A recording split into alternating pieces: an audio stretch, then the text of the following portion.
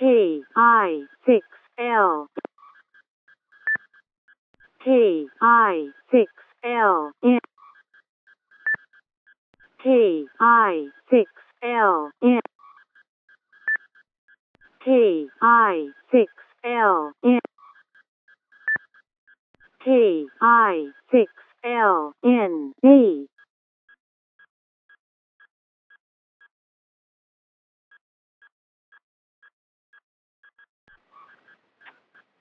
It's 7 o'clock in Southern California, and time for the Thursday night D-Star Roundtable for November 23rd, 2017. This is Mike N6HKH, your net control. And for those in North America, I think it's appropriate to say Happy Thanksgiving. At least that's what we're celebrating here in the U.S. And if you guys elsewhere aren't, well, you missed out. If you are, just take a plate to the radio and listen out if you can. This roundtable is held every Thursday at 7 p.m. Pacific. That's 0300 UTC on XRF002A and a constellation of X reflectors, including XRF 310 Alpha, XRF 555 Alpha, and XLX 313 Alpha. This is a technical net dedicated to the world of open source digital systems. This is a group effort, which means that we hope stations will key up to participate. To do that, or to simply ask a question, key up when I call for station. But please remember to not quick key or tailgate. I will pause regularly to let you key up, and I ask that participating stations do the same. We don't normally take check-ins or do a roll call just to give us more time to talk to D-Star. Net Control is online at roundtable.tech. That's roundtable, all one word, .tech.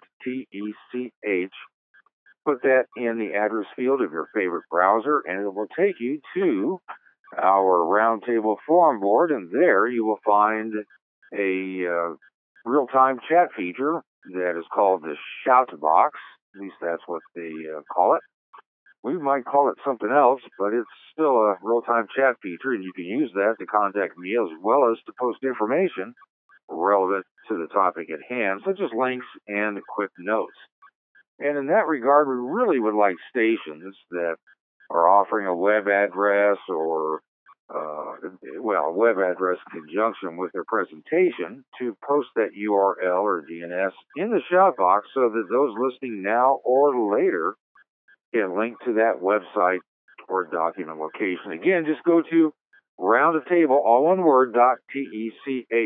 A lot of other good stuff there. You can join to make it easier to reply and post in the various categories we have. There's lots of threads, lots of folders. And you can also check out some of the features of the Kings of Digital constellation of X reflectors and learn more about what we do here.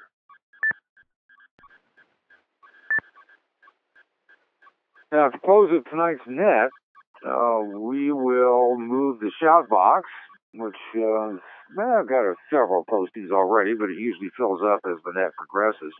We'll move that to the shout box history above the general round table discussion board so that those listening later on, that is to a recording, can follow along in the shout box, see what we were talking about, and make it important to them, just like we think it may be important to us here during the day. You never know. Podcast listeners, of course, get the shout box downloaded automatically. KI6L KI6LNA. I hope you're trying to get a hold of net control and not auto beaconing. Let's take a chance at this. KI6LNA. Go ahead.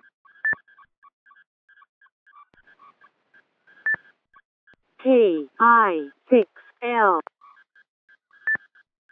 KI6L. Well, it appears we have a station that's beaconing. If anybody knows Andy, KI6LNA, can either call him or send him an email. Let him know he's beaconing here on one of the constellation reflectors. And if it persists for any length of time, we may have to administratively block him so that he doesn't double with us or other stations and interfere with the net. We hate to do that. I'm sure that he doesn't think he's doing that. Seldom on purpose, but let's take a pause just to see if that might be the case, or if he's actually trying to get into the net. Please stand by.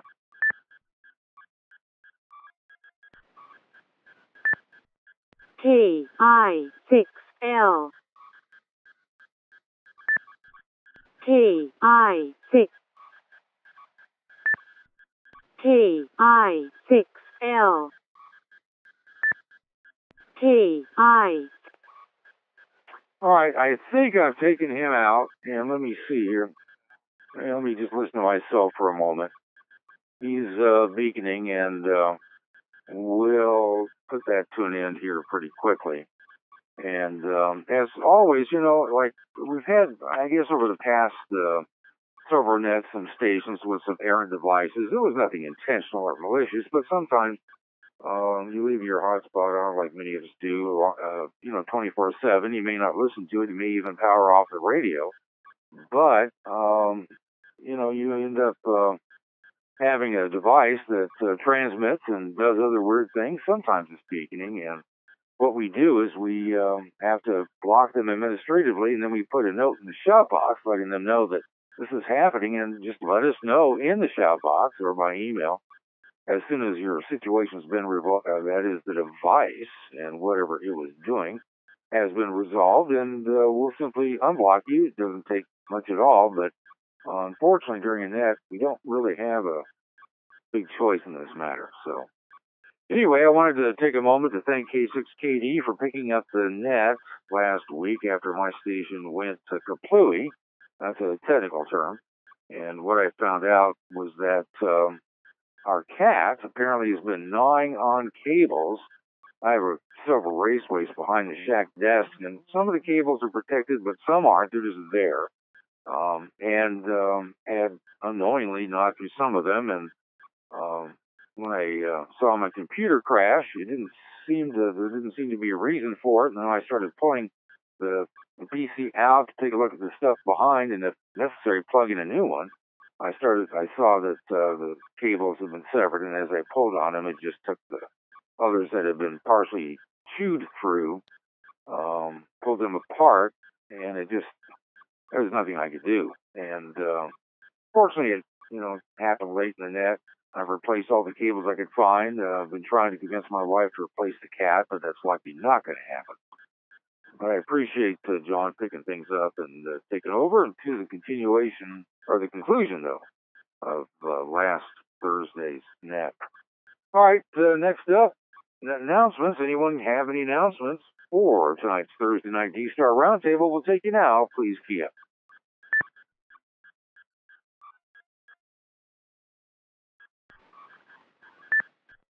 KE0LMX8. KE0LMX. Thanks for joining us. Go ahead.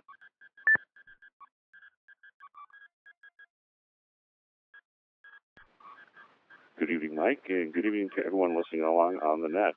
And happy Thanksgiving. This is Tim, KE0LMX. I am Net Control from Power Sports Net, which happens here on the Constellation every Tuesday night at 7 o'clock p.m. Central Time.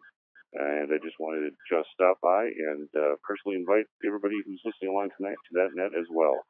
The topic of power sports is a pretty broad term. It could include motorcycling, snowmobiling, ATVing. We talked about RVing last net, and so the topic's pretty broad. So if you have something you want to talk about that's generally related to a motor that runs on gasoline, you're welcome. And that again is on Tuesdays at 7 o'clock p.m. Central Time, right here on the Constellation. Thank you very much, Mike. KE0LMX, back to you.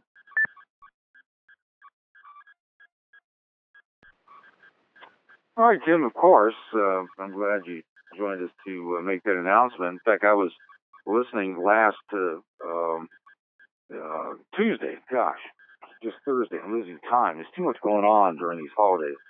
And while there wasn't, a specific vehicle involved in power sports that was the topic, we did get an interesting discussion into generators powering RVs, which in part, they take along powered devices. I mean, vehicles with them, motorcycles and ATVs and whatnot, and ways to keep your mostly Honda generators in tip-top shape. And, listen, that's a powered device, got a motor in it, and it's used to sometimes power and take care of other devices that you bring along on your trip. So it was kind of fun. It was short-lived, but, this net is just beginning. And listen, it's your support of these nets, even if you have just a little bit of time, is well worth it. And you'd be surprised if it's something you might enjoy.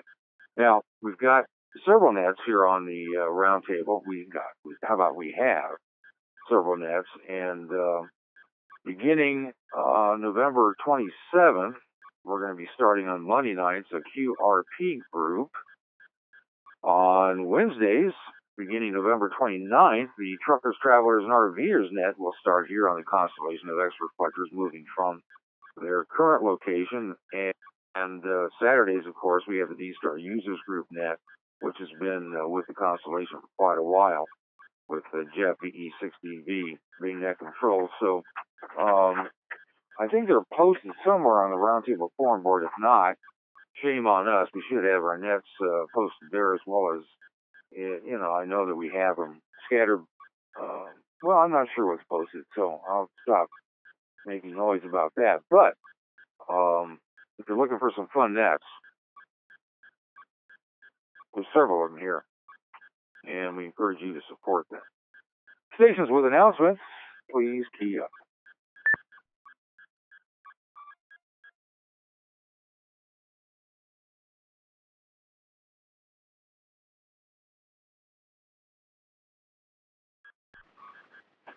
Alrighty, that's understandable here on a holiday night. And, the Roundtable airs, even if it's on a holiday. We've done it Christmas Eve, of course, Thanksgiving Day evening, and as well as Christmas. And you'd be surprised. Sometimes we've had a fair turnout, and other times not so much. But, I'm done eating. I've had several plates. I've wiped the gravy off my beard, so I think I'm okay. I might splatter a bit here on the desk, but that can always be cleaned up. And it's just fun to see who's out there and give you a respite from family, friends, and eating activities. Give you a chance to digest a while before you head back for third or fourth servings or helpings, or, raiding the leftovers that you've already put away. And, you can bring them to the shack. The only thing we ask, of course, is that you try to swallow before you key up the mic. Chewing on the mic is really annoying. Now, there are exceptions. I understand that. And if you have to lick your lips or, get a napkin out to wipe your mouth and the mic's open, I understand that. No big to do. So we'll see what happens tonight. I wanted to turn to the Roundtable forum board shout box and take a look at some of the shouts that have been posted. There's a question, and at the top, N9KO Calvin has a two-parter. Actually, it's a continuation because there's a limit on the number of characters you can put in each of these chats, because it's kind of like a live chat feature. And he says he just had a QSO using the PA7LIM AMVE server with a Thumb DV, which we talked about last Thursday. And the other operator mentioned someone else's call sign that appeared on his radio.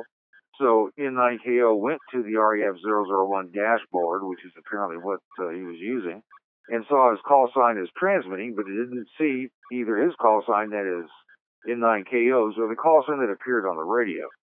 So this problem we asked about last time, as far as having the correct call sign appear, and we didn't get any responses. And perhaps this would be better placed in one of the threads where stations can post answers. But given that it's there, and given that we aren't probably going to have a whole lot else posted tonight, I thought I'd check to see if you guys have taken a look at Calvin's post and have any suggestions to correct, or that is to resolve the problem that he states. If you do, please key up now.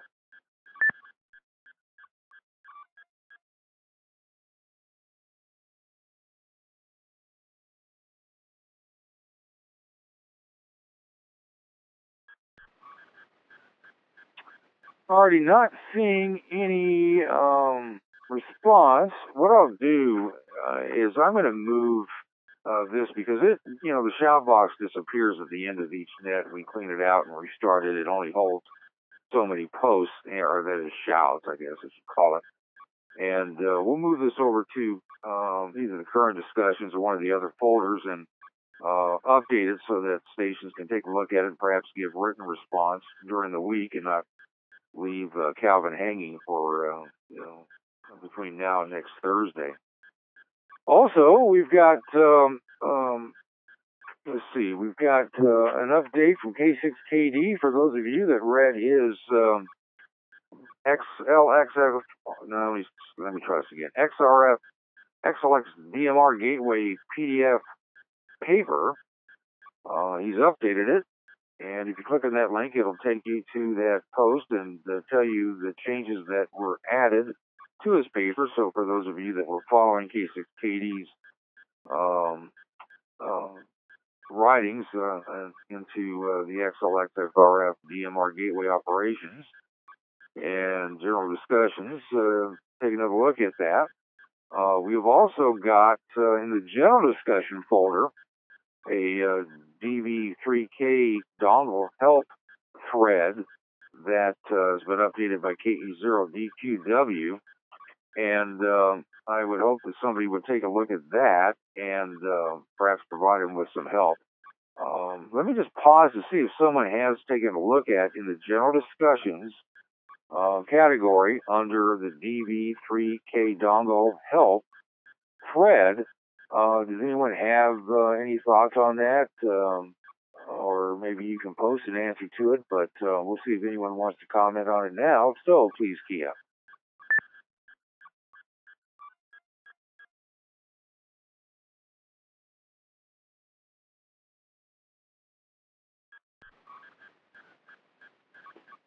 Well, nothing seen or heard, so at least you guys can take a look at it, especially those that are be listening later on, and can go to the forum board and check out some of the questions that have been posted. I know there's an answer out there. We just need to find the right station. I also appreciate some of the content posted in the current discussions folder under the D-Star 1 small satellite thread. We've had some additions from WD9EWK Patrick with some excellent information about both the D-Star 1 small satellite, which will provide D-Star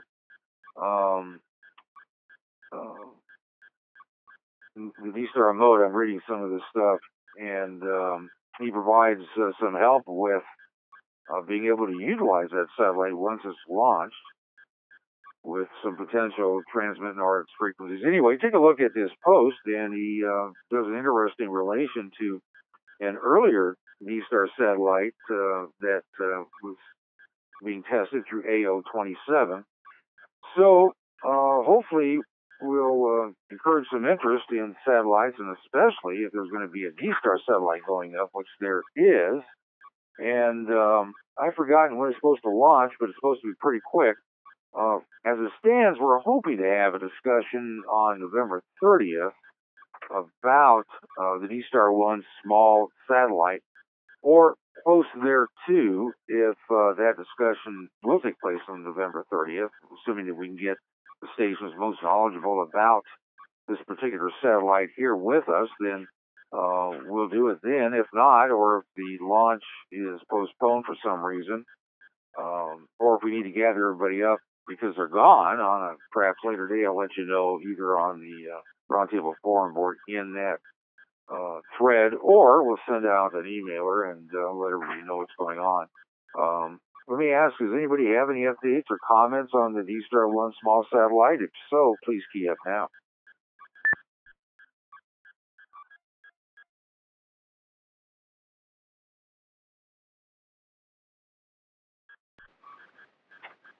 Alrighty. Also, we have, in conjunction with the beaconing problem I described, a question which is what causes rapid and continuous beaconing like that? And that's a reasonable question. We've addressed this from time to time, but it's worthy of a refresher. So I need a volunteer who could tell us what causes auto beaconing and how to not auto beacon, and perhaps maybe a brief discussion of why it is bad to have auto beaconing on, at least during the course of a net or on a linked reflector system. Stations, please, Kia.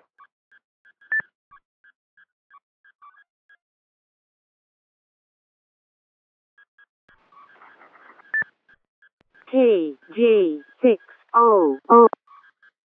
KJ600.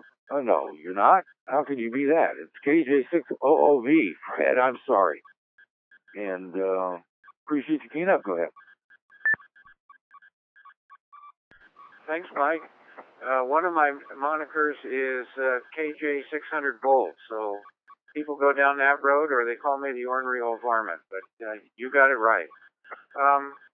When you say beaconing, I'm assuming you mean you've got your positioning being beaconed every minute or two.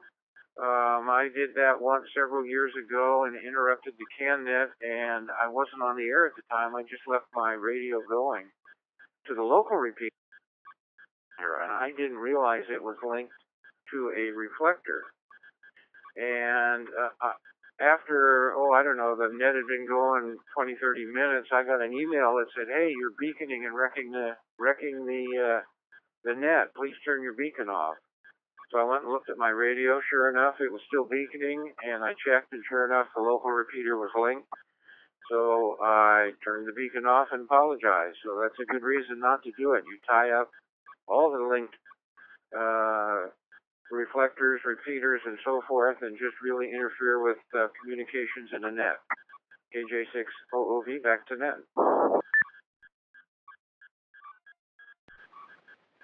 Yep, that's about it. Although, more specifically, there's a setting in either under digital or depending upon the radio, maybe under My Station or D-Star, where beaconing is addressed. And it's okay to beacon with transmit as you use the default setting. The default setting is never auto beaconing or setting it at a specific timed period. You don't want your beaconing information, that is your GPS information. Well, it's just like a transmission, a quick one, a quick key with GPS and other information in the data part of your stream. So you instead want to choose a non-timed beaconing. That is, the default is usually transmit the position with each key up, which is okay because you've got the floor and you're talking. But with auto beaconing, your radio transmits on its own every X number of seconds or minutes, whatever you have it set for, and it does so without you having to touch it. And if you walk away, it'll continue on until the battery dies, unless you are using a 2820 or some other mobile device that has D-Star capability. So auto beaconing is okay if you are, for example, wanting to drop breadcrumbs, so to speak, and let's say that you're in a plane and would like to let people know your path, or if you're in a car, but you don't do that on a linked repeater system, on a linked reflector system. You want to do that when, there's times when let me think about the times I've seen this done. It's been guys in a plane, guys in a boat, where they're just transmitting either simplex or on a local unlinked repeater system, or otherwise are connected to a reflector where that reflector is not linked, and the reflector administrator says that's okay, which is pretty rare. Most of them don't like it either. So anybody else wish to add to the woes and no's of auto beaconing? We're not beating the station up. I doubt that he knows that he has it turned on. And, it's fortunately convenient for us to just be able to block his call until he gets it resolved, in which case we'll unblock it right away. Anything further on this before we move on? Stations, please, Kia.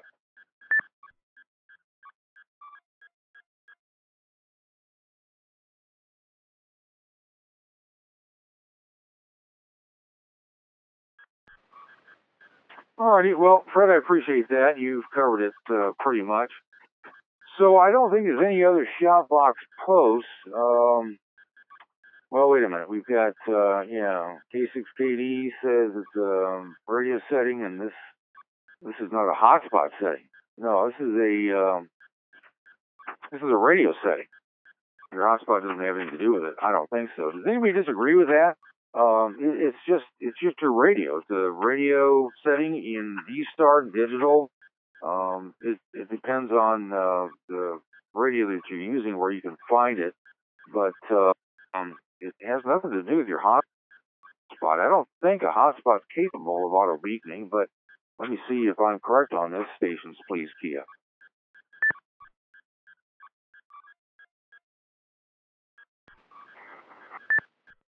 KJ600. KJ600V, go ahead. I concur with that, Mike. I agree. It's a radio setting, and you have options just as you explained it.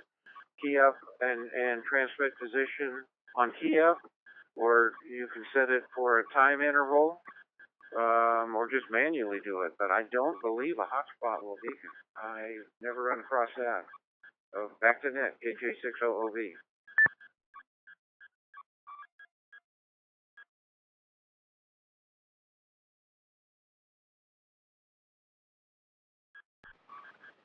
Yeah, Fred, I appreciate that. I just took a moment to check in this ID31A, which is nearby here, to see if I could find where if it's under DV set, and I don't know. I don't see anything right up at the top of right that I like, and maybe it's in function. I don't really, I've forgotten because I never use beaconing. I mean, I have it. I turn beaconing on for. Let me turn it off here. Before I turn it on, I have it if I want a beacon in my position, I have it on with each transmission, which would be appropriate. So, alrighty. So any follow up to last week's discussions for those of you that listened to the podcast or other recording of this net and heard something that was of interest to you that we discussed last Thursday, and you'd like to add to that discussion, or if you heard something that you thought was preposterous and wish to challenge the conclusions that were reached, or if you presented it yourself and want to supplement it with more information, sometimes new information comes to light. This would be the time to take you. So, stations, please key up.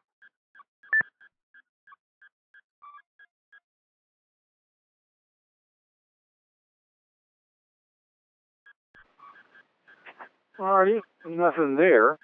Do we have any reports from anyone on any new gear that has come out? Did you guys receive some new gear that was promised, and maybe they took your money and reservation 6 months, a year, 3 years ago, and are now shipping?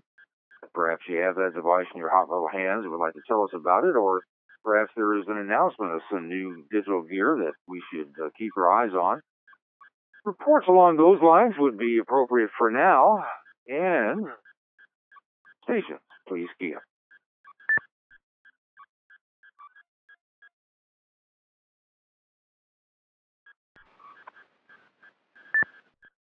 WB5KSD.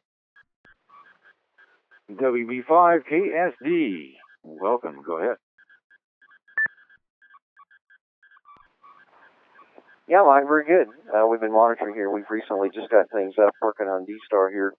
Actually got a local repeater with a Pi Star with a Pi hat with a Pi Star load. But the one thing that I saw recently is on the Facebook, the MVDVM Facebook, they had something called a nano spot that, unfortunately, I don't remember the exact name of the company, but we can look it up. But it looked like they were taking inquiries and such. It would do just about every mode. I believe it did D-Star, DMR, AP25, and Fusion. Seems like there was something else, and it was, P25. And then also it would It was very small, but it had an LCD readout and everything on it that would let you know who was connected and what was going on. It was also a Wi-Fi device, so you didn't have to have it physically connected. It looked like you could Wi-Fi to it, and then it was also a UHF radio. So it was about the size of the palm of your hand, so it looked like it was pretty small, but they just announced it anyway. Go ahead. Okay, the NanoSpot, is this, you know, the manufacturer, is this the same one with all the other nanos in front of the devices?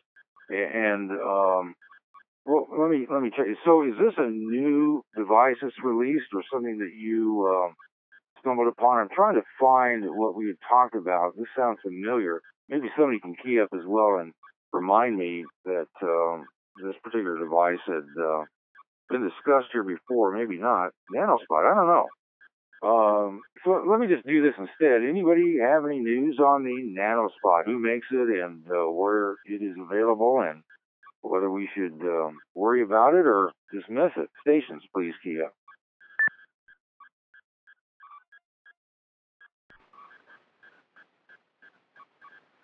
Yeah, real quick. This is John again. It's Micronode. Is what it's called. Micronode International. www.micro-node.com. They've got a lot of different devices there. Nano-DV, Nano-Node, and this new one they've got something also called a Teensy MMDVM. But the new guy that they just said asked for information on is called the NanoSpot now. Go ahead.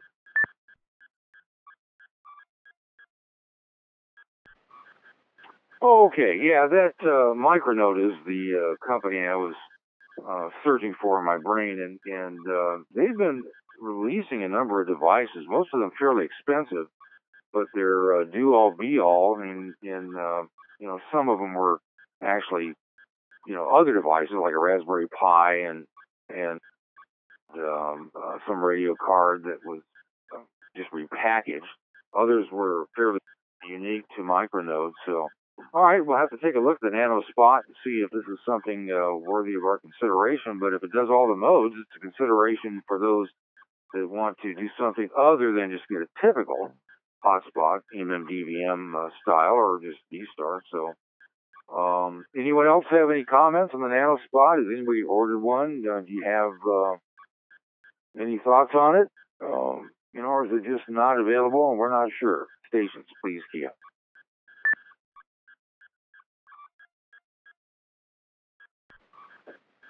KD5JP, has a comment? KD5JP, go ahead. Well, for my money, it's a fairly nice looking little package in extruded aluminum. It looks like a custom control board that he's created even with the built-in, with the custom microcontroller, not Raspberry Pi base, from what I've seen about it. But for the price he's asking for it, I'd just assume to have a zoom spot on the Raspberry Pi Zero personally. That's what I'm on right now currently, 85 JP.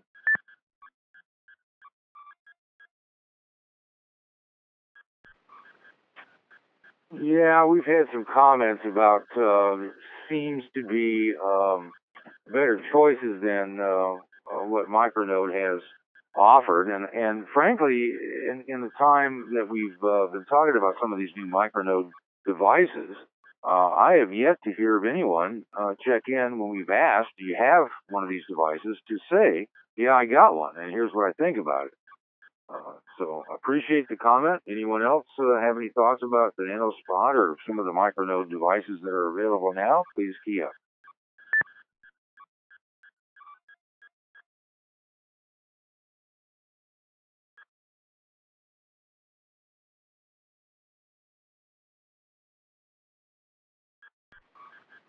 CD5JPL, one other thing in there, I don't know, not necessarily that it's a commercial or anything for his own spot. I think the MMDVM HS boards, the open source version, is just as good. One thing nice about that particular device is it does all those as well, and you can interface either a OLED screen or a NX NEXTION Nexion screen. So you can make your hotspot as fancy or as low key as you'd like. If I connect with Call 8550. Martin, did you say the Zoom spot? I'm not quite sure I caught that. Is that the other one you were talking about? Go ahead.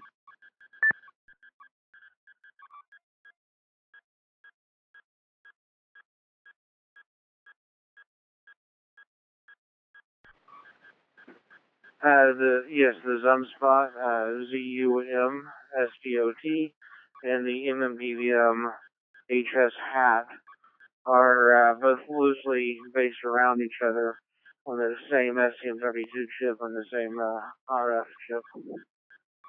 KD550.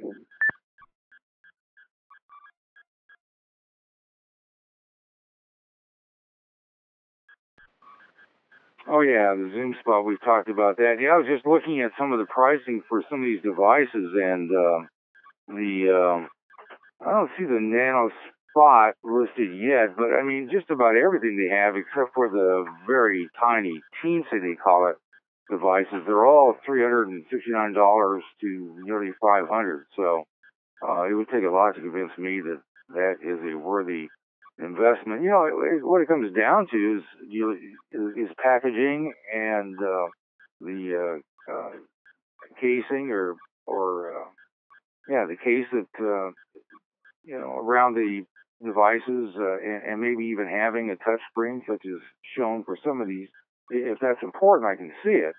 But there's a lot of hotspots out there that do the same business and do it just as well. They just don't look as fancy.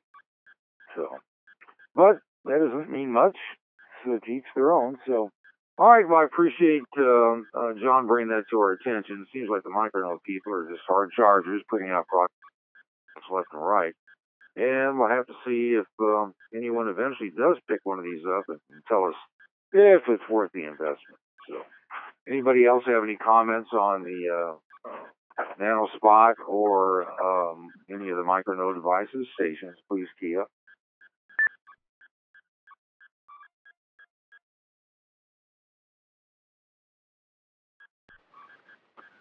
I didn't get a response, but A7US posted in the shout box that Micronote products are for those willing to pay extra for a turnkey product requiring no assembly and no programming. And so right, he is. And there is an audience, and I'm not bad-mouthing them. Sometimes it sounds like some stations are, but I mean, the price is an issue, and that's where I raise my eyebrow. But AA7US is right. And for those folks, it may be just right. I'm assuming they work. I don't see a lot of, in fact, I just did a quick search on some of the issues that devices like this can sometimes raise, and there isn't a lot of, disputes over it. And I don't see anything in the Yahoo groups, banging on it, claiming it's no good. So, anyway, for those willing to or wishing to check it out further, KD0QZR is posted, and we appreciate it. The URL to go to it, and you can look at some of the comments that have been posted regarding that as well. So, any other devices out there that we need to wring our hands over or start, making a list or including it in our list of Santa, please let us know by keying up now.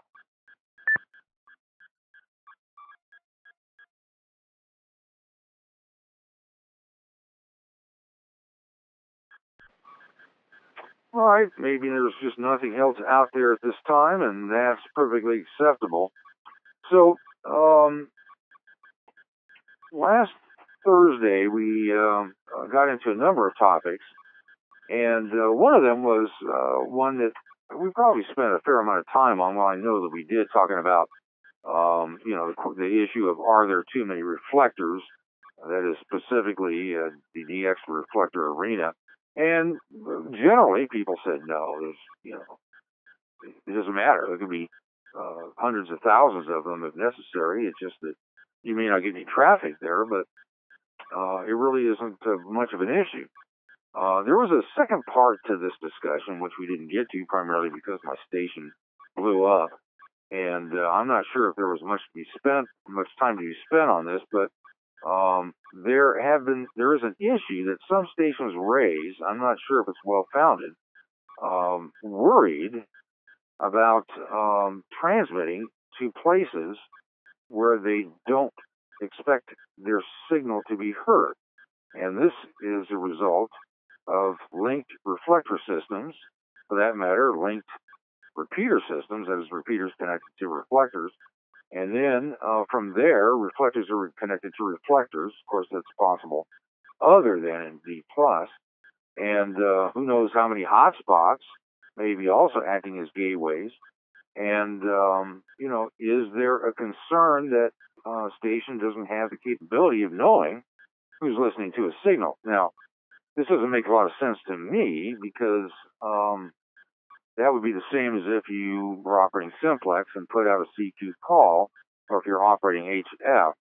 You have no idea who's listening until someone calls you back. To me, it seems to be the same.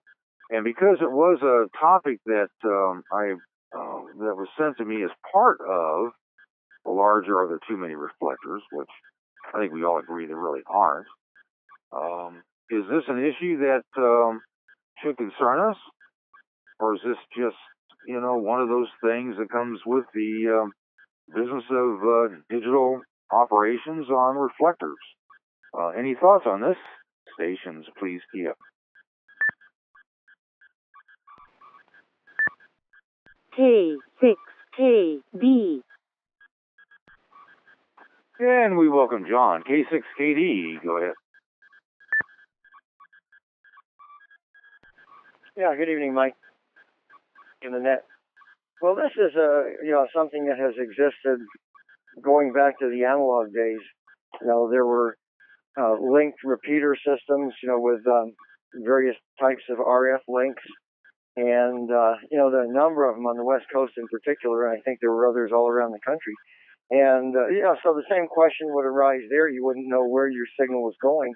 At least today we have dashboards, and if someone wants to look at the dashboards and see what exactly is linked, they can do it. They couldn't have done that back in the analog days, so I don't think it's much of an issue, at least in my opinion. Back to Net.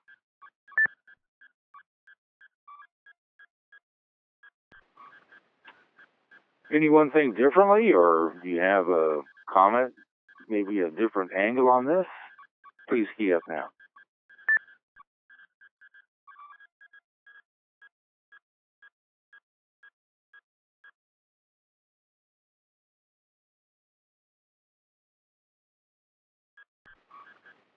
All right, didn't see anybody key up. Personally, I think this is a non-issue for the reason I explained, although, I suppose someone new to digital voice, and specifically open source digital voice, and perhaps aren't as familiar with X reflectors as they will be, and specifically that X reflectors can connect to X reflectors, and there's if you look at some of the dashboards of some reflectors, I mean there are just reflectors behind hotspots, and it just goes on and on. And we want to avoid the circularity. We don't want your packets coming back at us if it was initiated, but it's just, to me, the more people that hear me talk to someone else or ask for contact, I don't like calling CQ. I think it's a bit much, but still, the more the merrier. That's my view. And it's no different, as I said earlier, than keying up a low band radio. But, I can understand, though, someone not realizing how far the signal will travel. I don't think that there's any, I guess perhaps the CCS system, specifically CCS7, has lulled some people into believing that their transmissions are private, quote unquote. I mean, that's not truly the case, but effectively it is. But that doesn't mean that the rest of the digital world is such that you can determine who it is that's going to hear your signal and why. I mean, that's kind of somewhat like call sign routing to an extent, which is a terrible feature and actually ought to be just removed from all of V-Star from my, there's something to play with, and I don't think it's really needed anymore. It was, well, I don't want to go down that path. So, let me see if anyone else thinks there's something to this, or look, if you're concerned about how far your digital, stream is traveling, and that is a concern, and would like to talk about it further, we certainly can, and we'll take one more pause. Stations, please, Kia.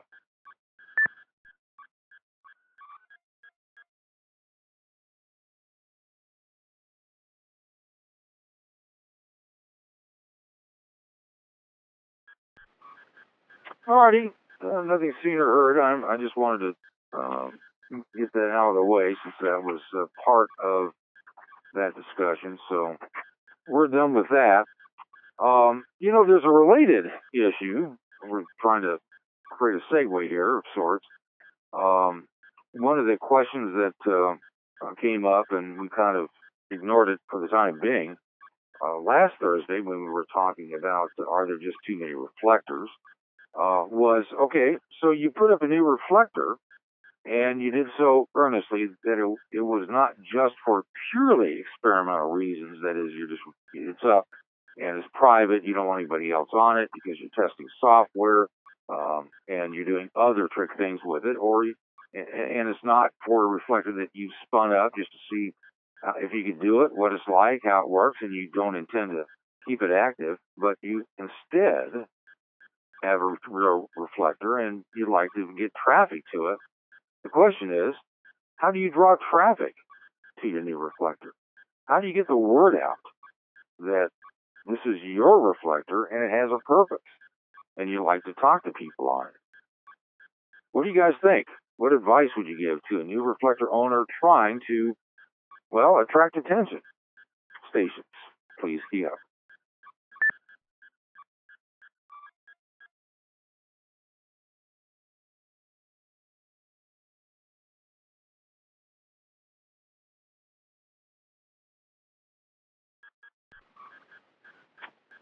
Well, let me ask this a different way.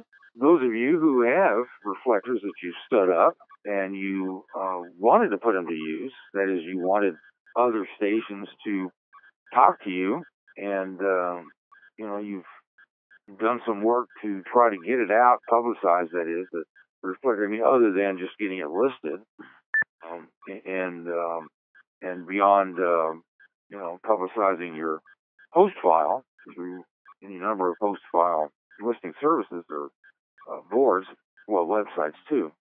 So, how did you get new reflector owner traffic driven to your reflector, or did you? Is it an impossible task, or was there something that you did to try to get people to come over and say hi? Stations, please, Kia.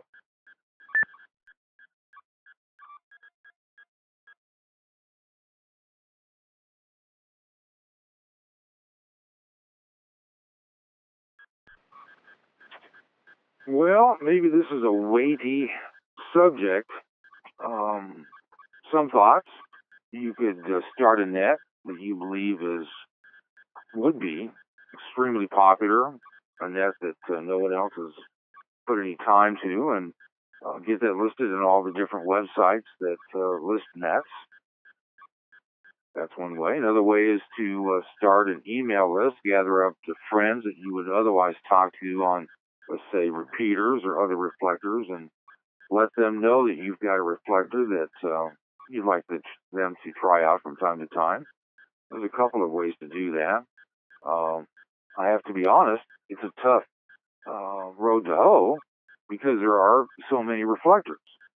It's not a reflection on the fact that there are a bunch of reflectors, and there are a whole bunch of them out there, and God bless those that spin them up and play with them. That's the name of the game. But when you take the next step, wanting to do more than just, keep it to yourself and maybe talk with a licensed family member, maybe provide a little reflector just for community where this is where the people can go to talk to those that live in a specific city, but it's a difficult thing to get the word out. Anything further? Picking your brain. Please key up.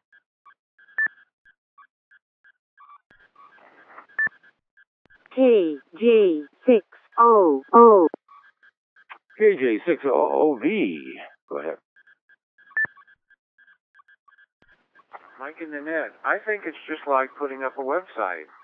People will come to your website because of the content.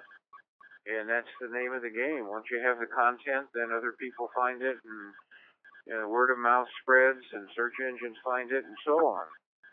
So I think if you have a reflector that has interesting nets, that's going to draw an audience to listen to them and want to have gateways linked to them to put that content on their repeater locally and listen to it, and I think it'll spread from there. So I think the bottom line is content. Back to net, KJ600V.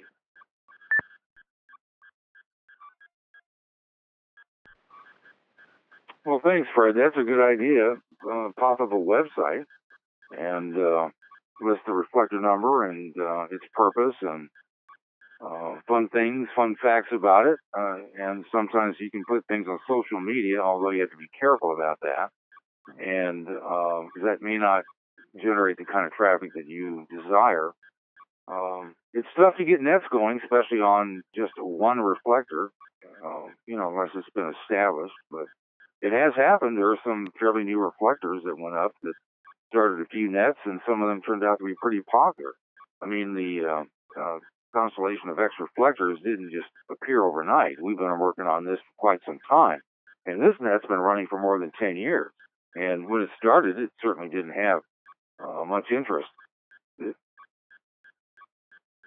Hams go, at least in the UHF, VHF, in the digital arena, even when it comes to Echolink and IRLP, they go where the activity is. They search for the activity. And if there's nothing cranking on a reflector, they're not going to spend much time there. They may key up from time to time, but if there's nothing there, they're gone. And even on a dashboard that shows hundreds of stations, gateways, and other reflectors linked, if it's dead, people don't hang around if they want to talk. Shame on a large system not responding to a key up, but it happens. I suspect that today was probably one where, people just couldn't push away from the dinner table to go answer a call if you left your radio on. But still. Any other suggestions? I'm sure some of you have thought about this. Stations, please, Kia.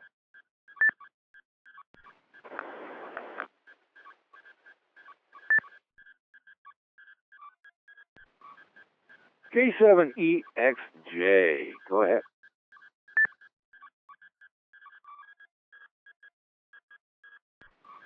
Yeah, K7EXJ. I've thought about it.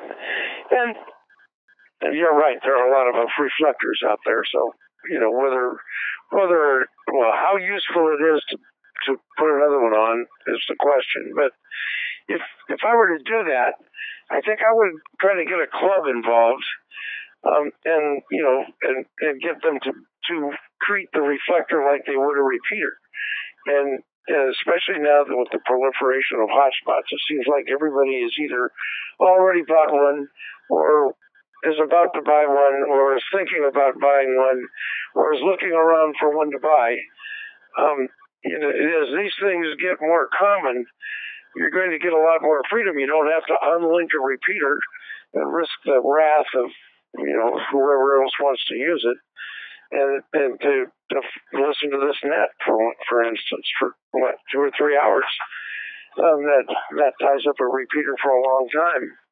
But with the hotspot, who cares? And it's the same thing with a club. The club could have their own reflector channel. You could give them, if it's a Seattle club, you could give them channel or mod S on your reflector, and they could use that as their own, basically. Then I think maybe I'd encourage them to mention it on their website and tell their friends, and that other people can can do it and get other clubs involved, and at least that's the way I do it. In fact, I've got a couple clubs in mind for that. K70XJ.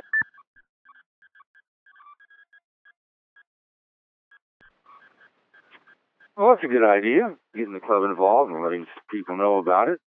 Trying to get perhaps news about your new reflector published in the newsletter of the club that we would hope you be a member of. Sure. I mean, it's better than posting signs on the telephone poles. Anything else? Well, I shouldn't say it that way. Anything further on this topic? Please key it.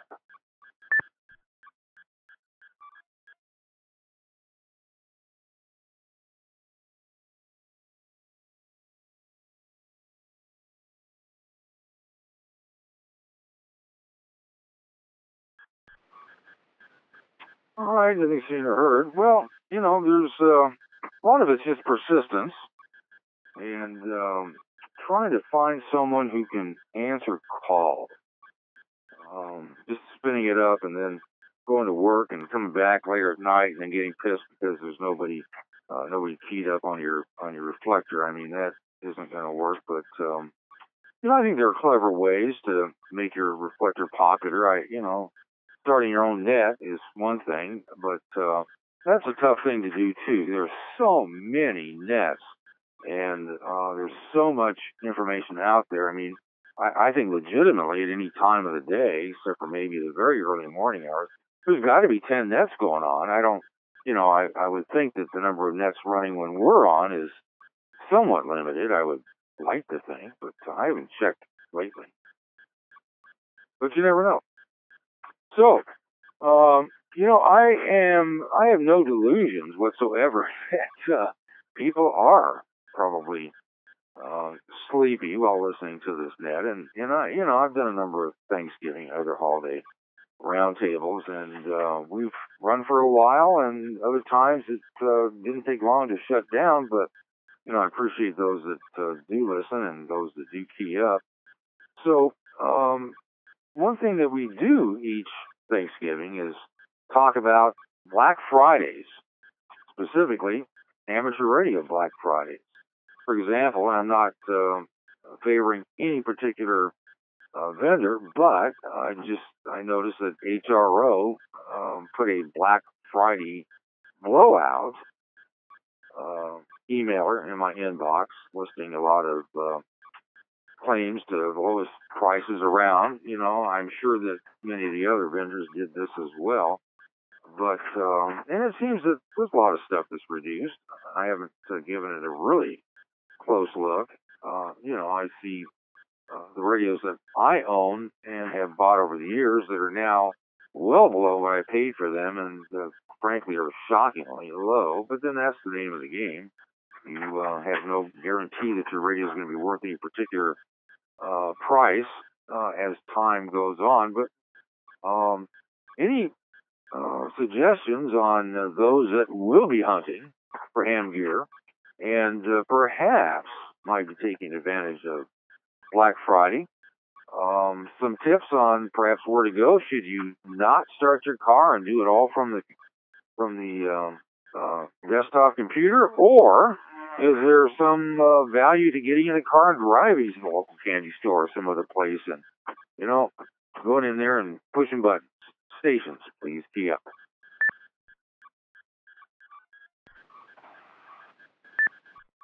K7EX. K7EXJ, go ahead.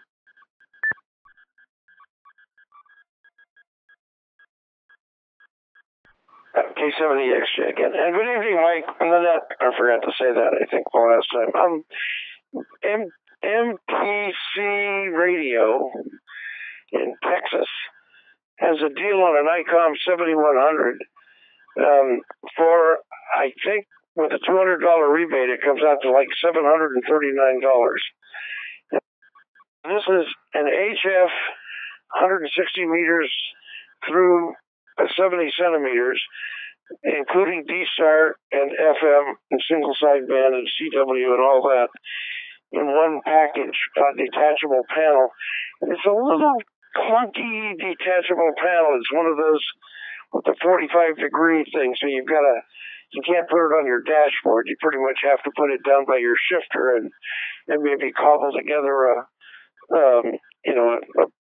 a stand for it. But it would make a terrific RV radio, just one radio, essentially to do it all.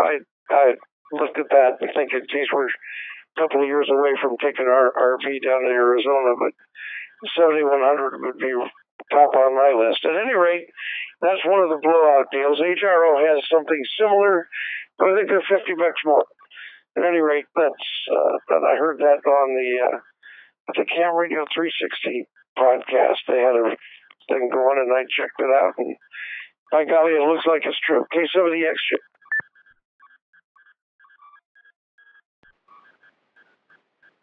All right, Greg, thanks for that. Stations, where should we go on Black Friday? Stations, please, Kia.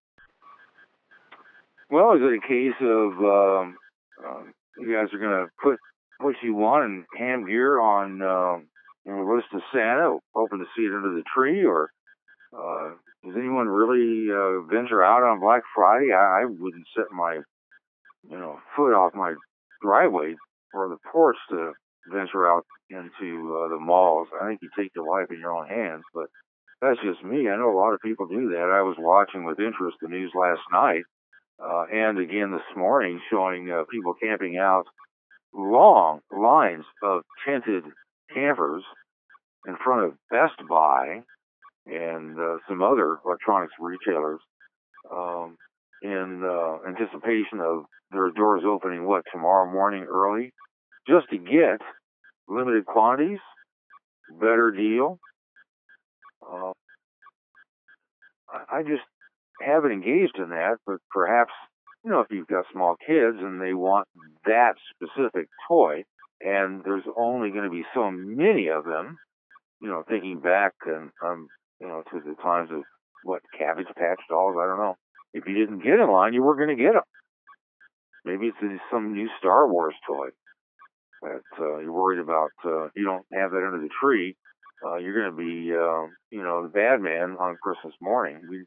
I can see that. But camping out to save some money, camping out to get a limited item. But that's just me. What do you intend to do on Black Friday? Doesn't have to be just ham radio. Are you taking a digital radio with you? Are you bringing a battery? Are you prepared to provide emergency communications just in case?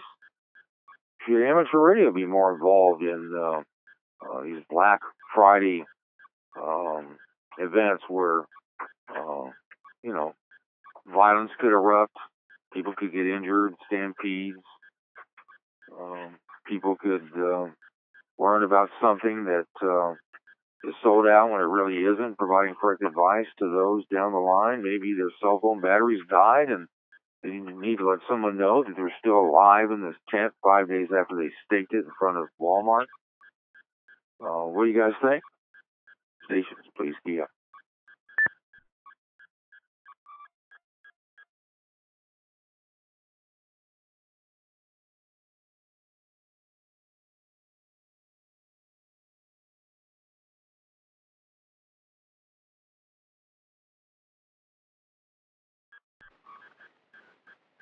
Well, that's fine.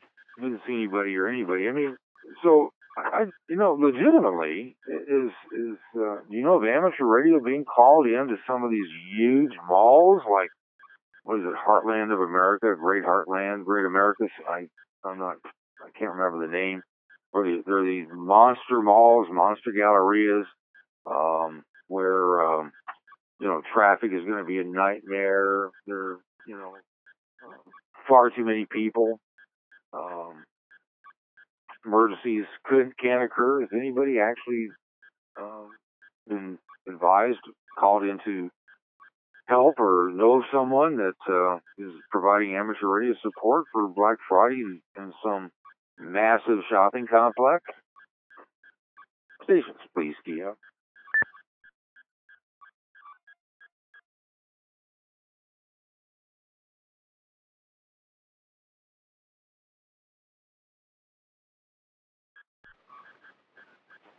Well, probably not, the more I think about it.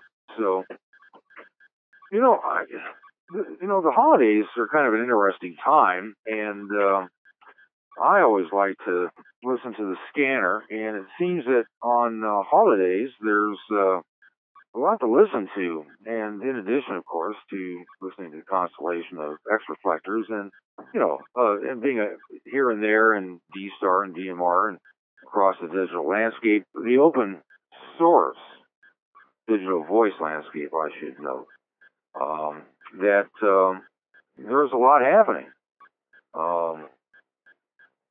There's the usual domestic violence calls for the police, the turkey fryer fires, such as the one that's on the photo one on our emailer that we sent out to everybody this morning, reminding them about tonight's net. Neighborhood shootouts, I don't know, other Thanksgiving police fire activity.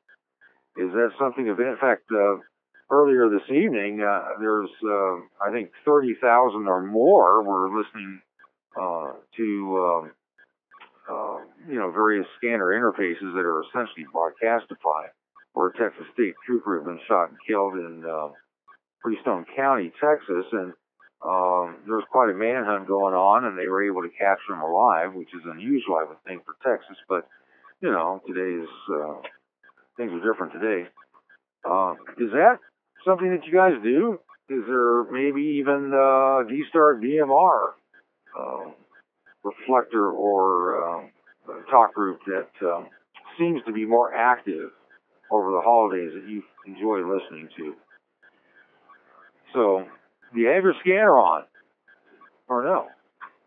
What do you do to entertain yourself on the holidays when you want to push back from the family, when your belly's full and you want to listen? What do you turn on? Stations, please key up.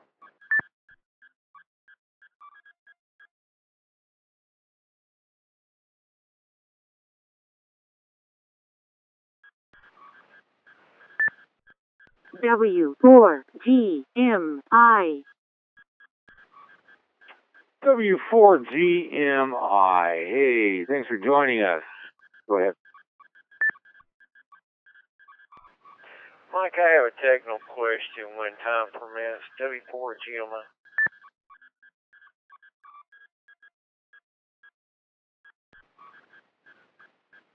Oh, I think time permits. AA7US is essentially correct. There are a lot of people that, probably, as KCYQL says, one eye open, one eye closed, just listening. Or they just blew off live participation for purpose so they could just listen to it later. I get it. I got to tell you, if I had the feedback on here directly before I started the net, I would make it through. So I nibble during the day and I, get a warm up afterwards, and I can appreciate that after the net, that is, but that's not the point. So, you might as well go ahead with your technical question, because I don't think we're going to get much further on anything else. W4GMI, go ahead. Okay, I thank you, Mike. I have failed to check in on this net in a while. I'm sorry. I apologize for that. But anyway, I am interested in running Pi-Star. First question is, will it run a DV repeater board version 1? Number 2 question is, what image do I run for that? There's like 4 or 5 images on that page, and I've seen a RPI, so I'm assuming that's maybe Pi. I don't know. I downloaded it and all that good stuff, but when I get some pointers on it, I've never dealt with a Pi-Star. Looking at running it for image on a repeater, but will it do some of the things that I'm accustomed to on the Maryland D-Star image. W4, gentlemen.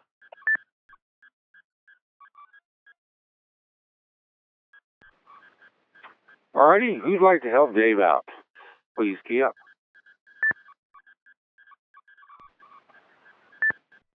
AA7US 8. AA7US. Thank you and welcome from the shout box over to live audio. AA7US, go ahead. Well, I just woke up. I pushed the plate away here and finally woke up from the Thanksgiving dinner and heard you talking, so I thought I'd key up. No, it's good to be with you. This is AA7US, and I can answer the Pi-Star question. Well, first off, you download the image for whatever device you're going to run it on, whatever small single-board computer. If you go to their website where they have the downloads, you'll see, I think they have 4 different versions, depending on like the NanoPi Air, the NanoPi V3, let's see, Orange Pi Zero, and the Raspberry Pi version 3. Raspberry Pi. That's the version number of their software. But so they've got a range of platforms it'll run on, and then when you get it installed on that single board computer, and you pull up the web console per their instructions, you will see a whole long list of modem types that it supports. I see DV repeater on their version 1, version 2, and version 3 via USB, it says. And it looks like there's about two dozen different versions of modems they support. So that's the answer that I have. Back to you, Mike. This is AA7US.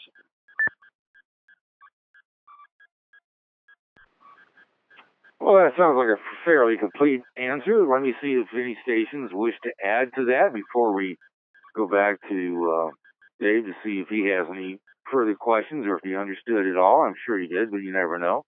Stations, please key up.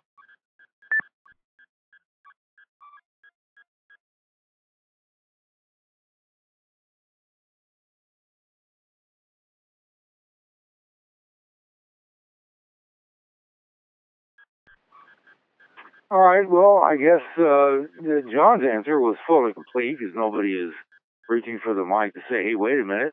W4GMI. Go ahead. All right, Mike, I've got one more question. Okay, on the Maryland D-Star image, we have a scheduler on there that will carry you to different reflectors at different times and stuff like that you can set up. Does the Pi-Star possess that? Does it hold that in the image? I'd be curious to know. I would like to walk away from our D-Star repeater and say, hey, I know it's going to link up at a certain time for this net or the Alabama D-Star net. I wonder if he can answer that. W4 Gioma.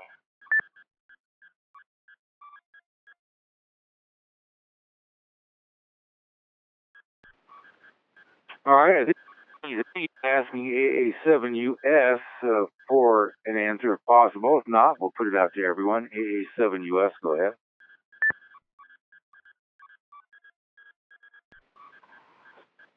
Well, this is AA7US. How's a guy supposed to get any sleep during this net? In the web interface in Pi-Star, I don't see any auto scheduling, section in there. I don't think it's that sophisticated. It's not quite that level. It does have a default reflector to connect to at startup, which is not, of course, a scheduling. Now, it could be that you can run a scheduling utility from the command line, but I'm not aware of that, so can't help you beyond that. It's not built into the normal web interface that's supposedly the selling point for Pi-Star. It's supposed to be easy to use because it's a web console, but there's no scheduling in there. Back to you, Mike, AA7US.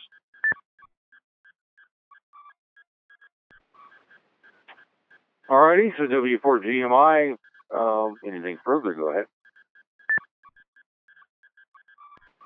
No, Mike, as always, I've got my questions answered. Whoa, I was lucky to get in here tonight. Such a lively bunch. Hi. Anyway, thank you very much, Mike, and glad somebody was out there could answer one of my many questions. I'll just throw a couple at you tonight. But anyway, everybody have a happy Thanksgiving and a blessed night. W4GL9, I will be listening to the end of the net. Good net.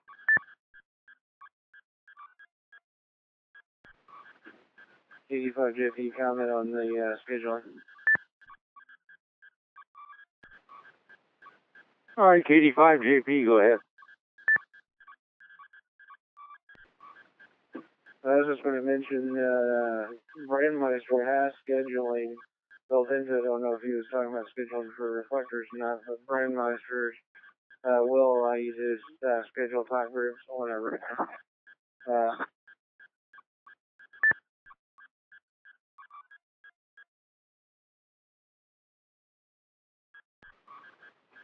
I'm not sure I understood that, and you were a little bit broken. W4GMI, were you talking about Brandmeister scheduling? Was that implied in your question? Dave, go ahead. Well, I understood that Brandmeister's for DMR, not D-Star, so if he can enlighten me a little bit better, I'm looking to it to be a D-Star repeater. I don't have a repeater that'll handle DMR or anything. It's just a Kenwood TKR 750.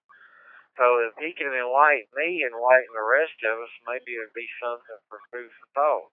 W4GMI. Sorry about that. You did say D-Star, and that's what happens whenever I'm listening to the net and playing AutoCAD at the same time. And yeah, that is definitely a Brandmeister DMR thing. I am on the DMR side of the house, coming into the reflector through the XLX 313 Alpha. All right. Well, I'll stand aside and put the dovetail back on my head. KD5JP.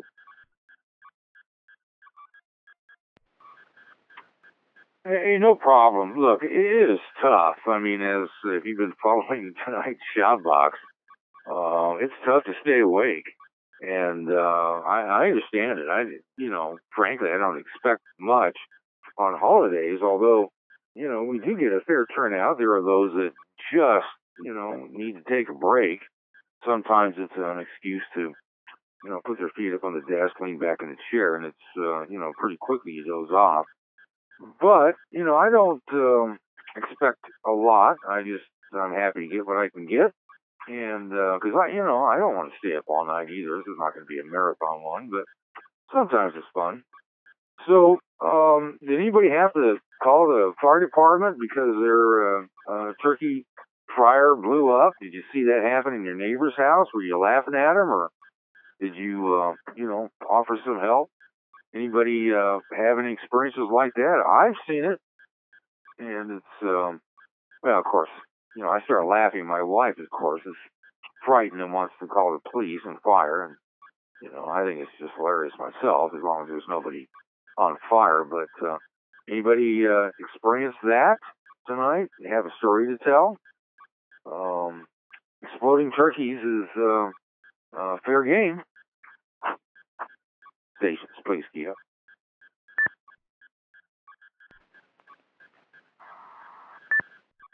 AB4WS. AB4WS, thanks for stopping in. Go ahead. Unfortunately, I don't have any stories to tell, Mike, but I do have a comment reference to David's inquiry. Well, I don't know the answer to David's question. I do know that there is a guy who has put out a whole series of YouTube videos on Pi-Star configurations and what have you, and I do know that in that series, there's a way to get to an expert menu that goes into a lot of very, very detailed underneath type settings, so it's possible it would be there. The YouTube channel is Whiskey 1 Mike Sierra Golf. W1MSG is the YouTube channel. If you do a search on YouTube for that call, you'll see them. There's well, maybe as many as a dozen that deal with Pi-Star and configurations. Back to net, happy Thanksgiving, AB4WS, Jack in Big Bend, Kentucky.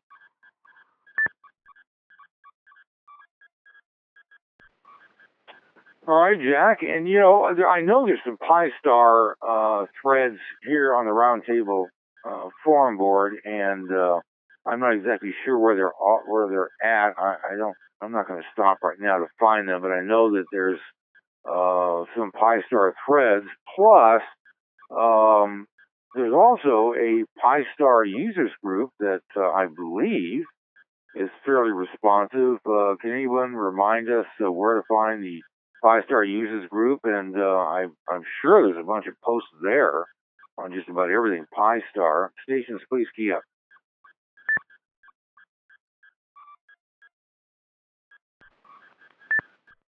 K6K. K6KD, go ahead.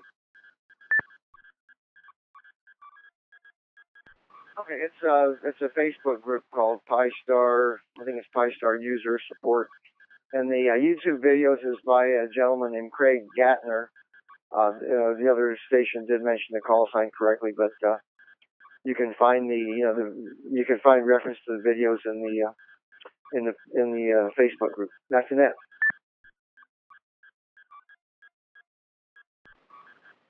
Oh, it's a Facebook group. Oh, that's right. That's right. It's been a while since I visited there. When Pi-Star first came up, and I was concerned that they were selling a pig in a poke, and not wanting our, Thursday Night D-Star Roundtable users to be hoodwinked, we dived into it and validated that Pi-Star is not, as we were hoping it wouldn't be, that it's very popular and can be used and used successfully. A lot of people like it. It's not everybody's cup of tea, but it's certainly one way of being in MMDVM.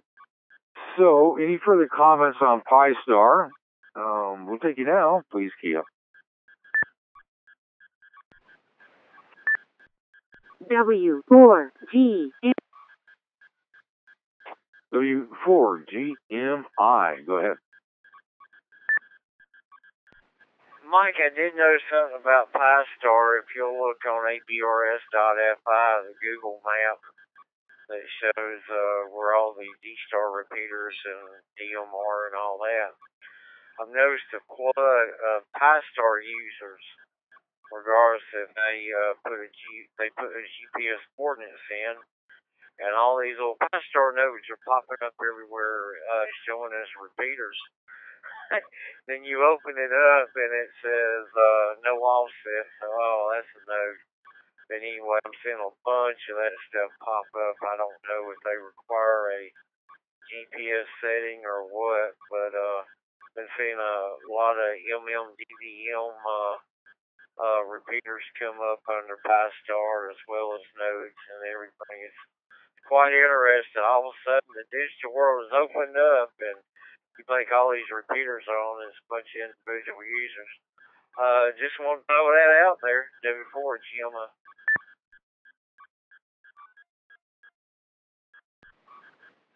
All righty. Well, it's out there. So I appreciate that, Dave.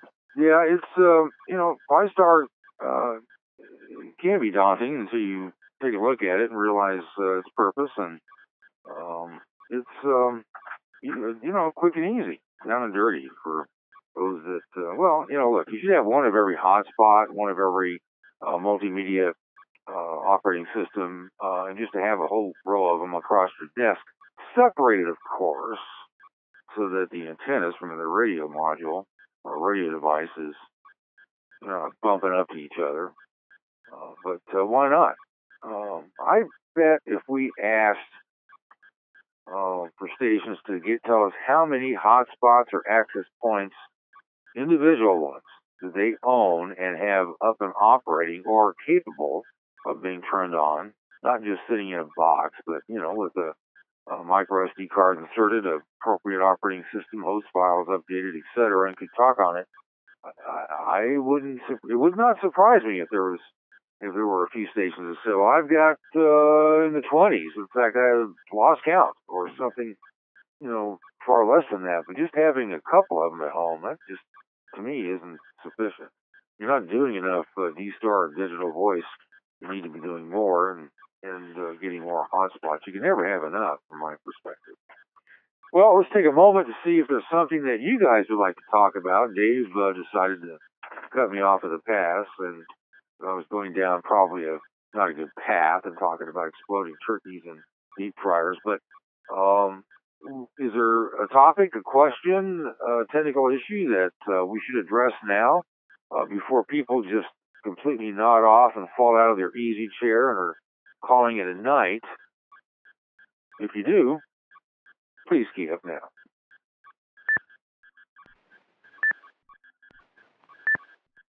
K6KB KJ6OOV. Alrighty, I've got KC8YQL, K6KD, and KJ6OOV. First, we say howdy to Bill, KC8YQL. Go ahead.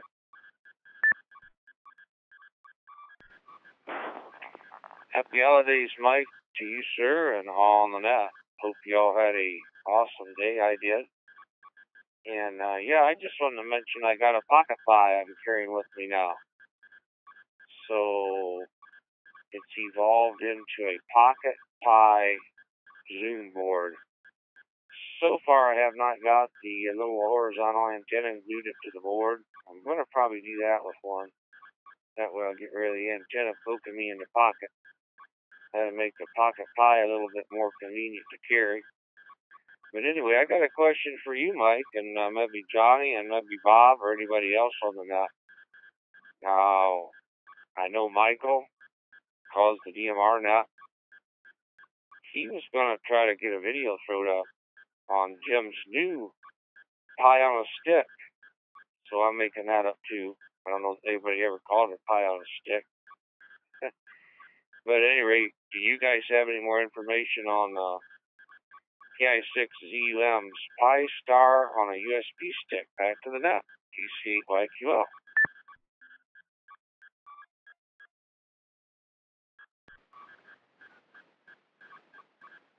I have no idea what a Pocket Pi is, Bill. I'm assuming that you just have a pocket big enough to hold a Zoom board. But Pi on a stick or a Zoom spot on a USB stick or in a USB stick has not come across my desk. Nobody's thrown anything like that on my front yard. What about stations? Anybody know anything about this? Or is Bill just pulling our turkey leg? Stations, please key up.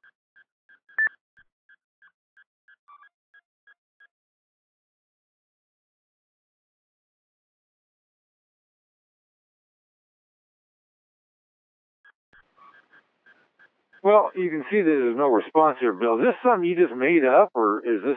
I mean, I did a quick search of the the usual suspect Yahoo groups, and nothing like that showed up on this quick search. Trying to think of words that might pull it up. What do you know? KC8YQ, I'll go ahead.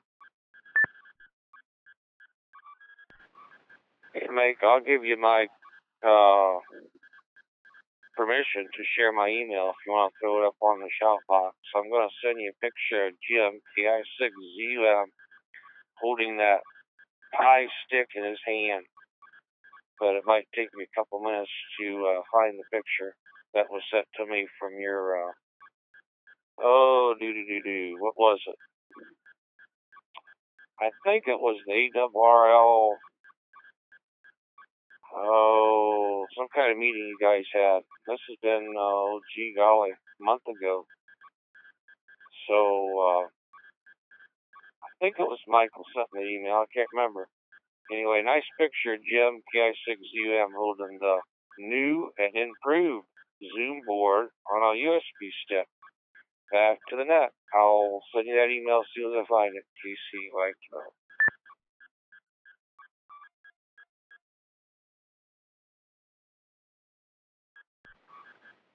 No problem. What I'll do is I'll just post it in the probably current developments folder, and instead of putting it in the shout box, because it'll be lost as soon as it's not lost, but something like that should be in the current discussions folder. I'll put it there when it comes and from you, Bill. When I receive it from you, Bill, and we can start a little, thing on it. I would be suspicious of something that KI6ZUM is holding up in his hand, unless you have a telephoto lens, or we're standing right next to him. I've seen him hold up a lot of strange and unusual objects, and they're not readily identifiable. But you just never know. That would make some sense, but it sounds like that's quite a product to develop. Shoving a Pi board with, or a Zoom spot, running Pi-Star onto a USB device. But that's just me. All right, thank you, Bill. Appreciate it. And see, somebody sent me a note accusing you of something, and I can't find it here right now. I'll get back to you on that. Next up is K6KD. Go ahead. Okay, Mike, I just thought I would mention, since the topic of Pi-Star came up, something that affects not just Pi-Star, but everything that is using MMDVM, and that is the radios for D-Star need to be programmed with RPT1 and RPT2 fields filled out. This is unlike, the D-Star Commander and other images, I think, that don't require that. Typically, with the D-Star only images based on IRC-DDB and D-Star repeater, the only radio programming that required RPT1 and RPT2 fields to be set were for repeaters, not hotspots. For hotspots, it was ignored. The new multi-mode images, such as Pi-Star and the others, require it, and it's because Jonathan decided to take out the RPT1 validation field that was in D-Star repeater. The reason he decided to take it out is because if you don't have it set, and you can have ping-ponging between hotspots on the same frequency. So with these new ones, it's automatically set, and all the hotspots have to be programmed as if they're repeaters. I think and I think Bob agrees, it's kind of a pain in the neck to do that. Jonathan had the reason. I think it's something that's being forced upon people just to prevent a bad effect if people use two hotspots on the same frequency. But in any event, I just thought I'd mention that if anybody chooses to use Pi-Star or some of the other images, for D-Star. For me, it's a non-issue because I use those images for non-D-Star modes, and I use just D-Star Commander for D-Star, but the others may want to use the others, and I just thought to avoid a little possibly rude surprise, I'd mention it. Back to Nat.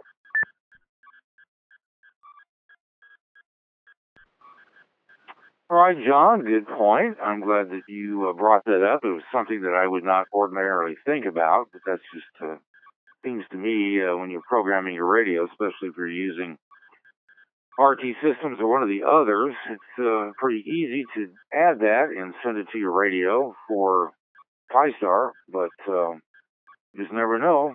We don't like surprises. Or do we? All right, John, thanks. KJ6OOV, it's your turn. Go ahead. Mike and Nanette.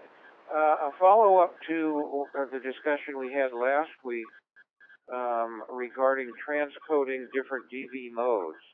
There's a reflector and a module on that where you can transcode D-Star and DMR. Is there a reflector and a module where you can transcode D-Star and Fusion and have a conversation between those two different DV modes. That's my question. Back to net, KJ60OV.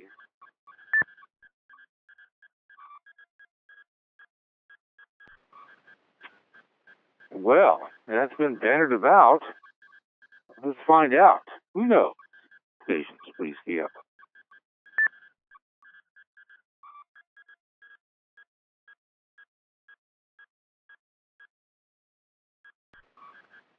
K85JP, there are a few out there on the XLX network that are listed as Fusion, but not in the U.S.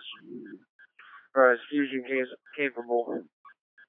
Back to net control.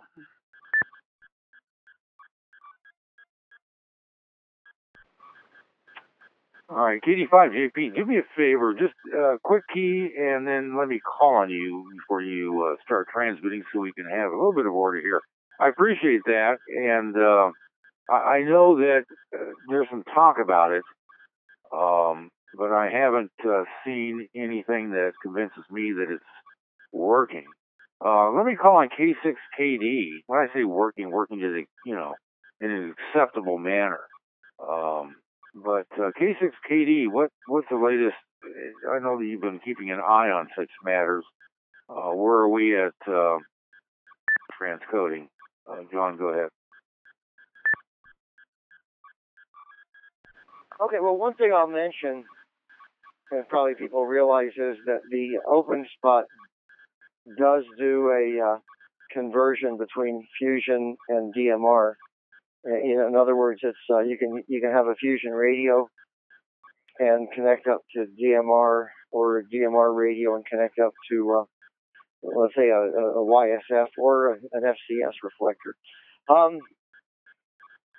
And there are some bridges going on. We are considering it, but we will only do it. There is an issue that people probably put up with, but some of us are kind of picky and don't like to put up with it. And that is the audio levels are very different between Fusion and DMR. It's a engineering decision that Yaesu made. And so what happens is, although the job of I won't say transcoding, because the Fusion and DMR use the same codec, MB2+, but they're packaged differently. It's not a difficult job to repackage them, which is what the OpenSpot does. But when it does that simple repackaging, it keeps the Fusion audio levels, even if it's been repackaged into a DMR stream, and it's not pleasant. People will, if you're just talking with one station, between DMR and Fusion, then you adjust your volume control, accordingly. But if you have a net or a number of stations, some with Fusion, some DMR, and you were just repackaging it the way everybody is doing it now, or I shouldn't say everybody, but I believe that the way people are doing it, it's not real pleasant. So we're thinking about doing some things where we're actually putting it through a transcoding process, or part of a transcoding process, to get to a PCM stream where we can adjust the levels, and then transcode it back to MB2+, and then repackage it. So it's just something we're thinking about, but haven't decided yet. Back to net.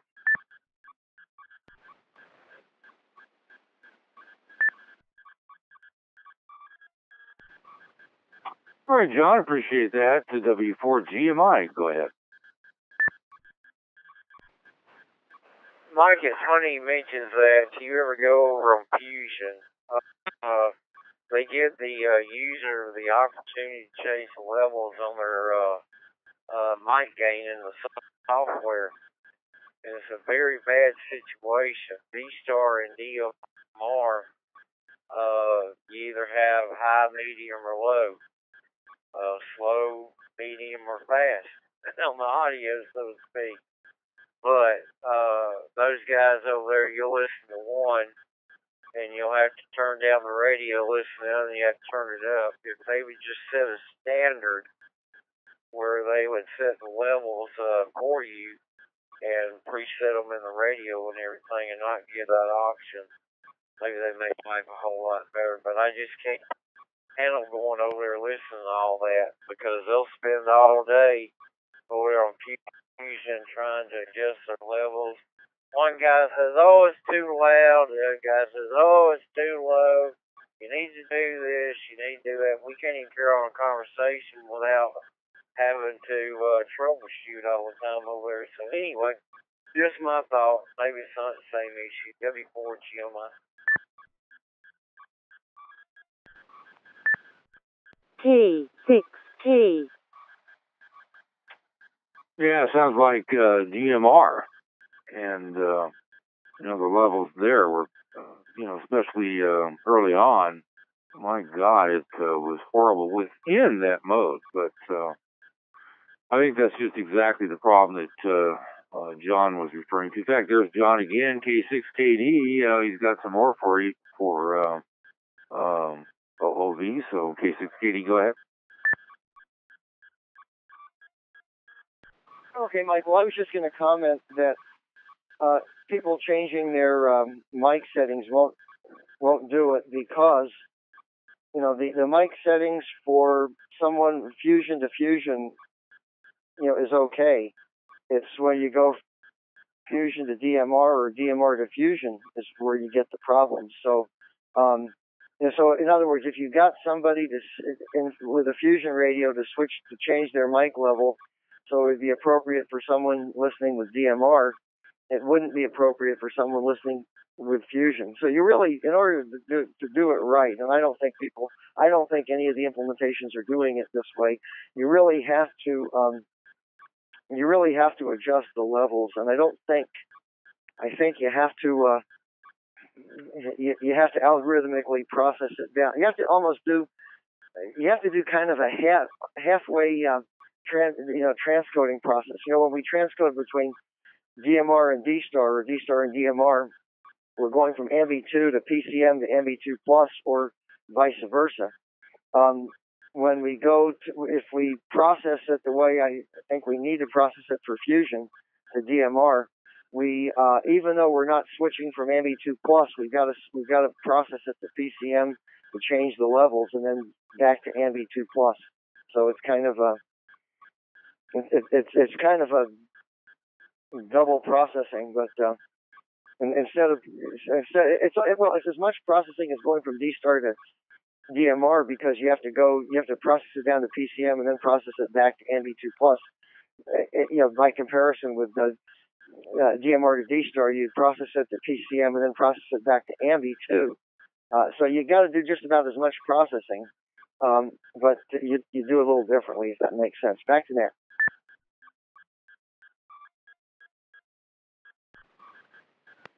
Got it. Anything further? Stations, please key up.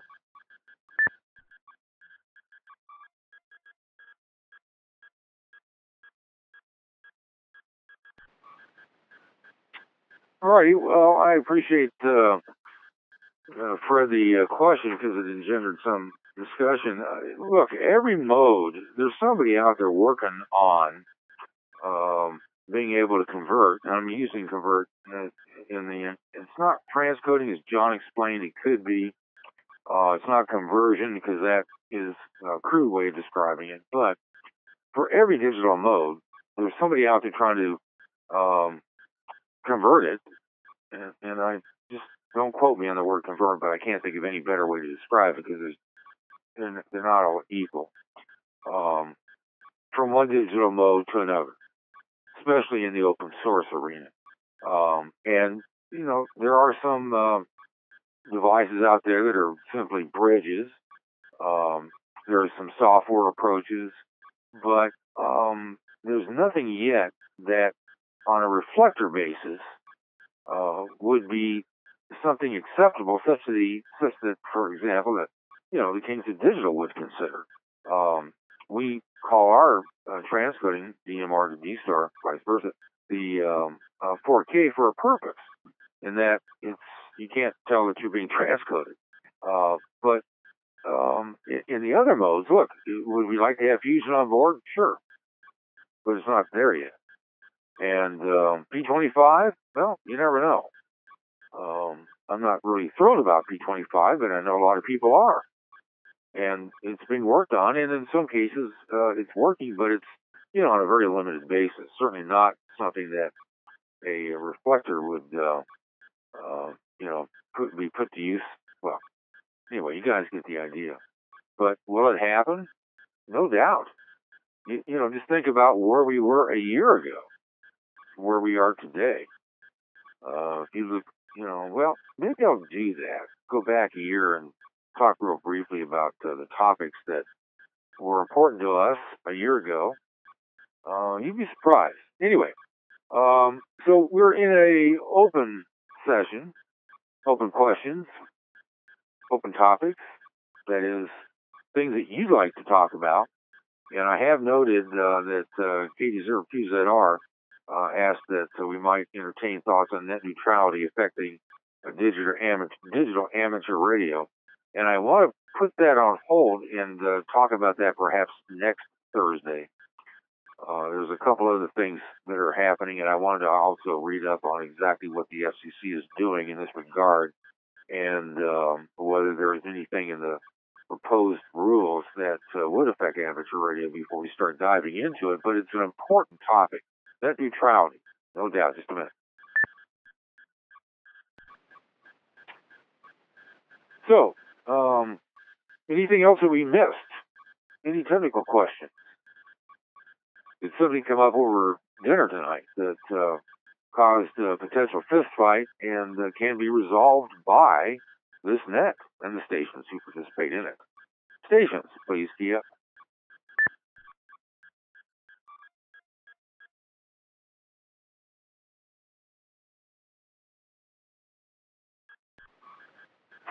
Alrighty, nothing seen or heard. Just for fun, let me pull up the notes from the round table for November 24th, 2016. You guys thought that I don't do anything here besides just talk.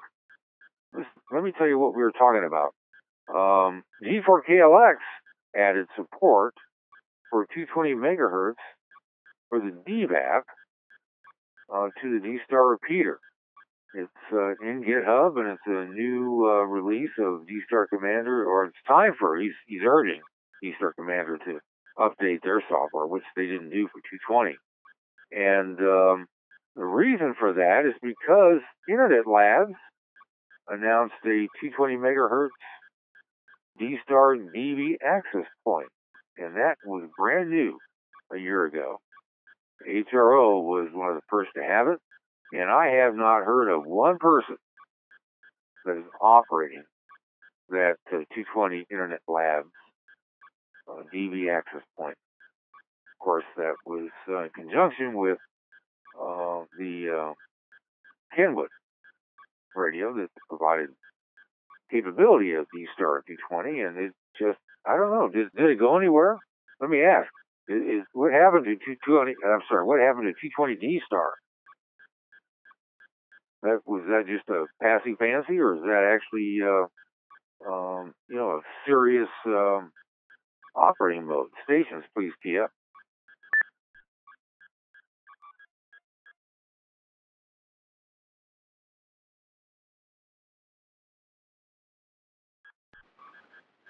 All right, no response. It is probably getting pretty late here on Thanksgiving evening, Thursday here, Friday for many others. The ID 51A plus 2 was just out, and people were trying to figure out what it is that ICOM was trying to do. That new DVAP, as I mentioned, from Internet Labs, and how it plays with the Kenwood HT was out. The G3 update was all the controversy. That was talked about last Thanksgiving.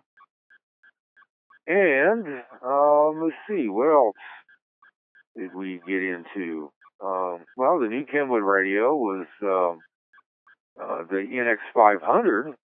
Well, that's an NX. And spent a lot of time talking about 2820H crossband repeat.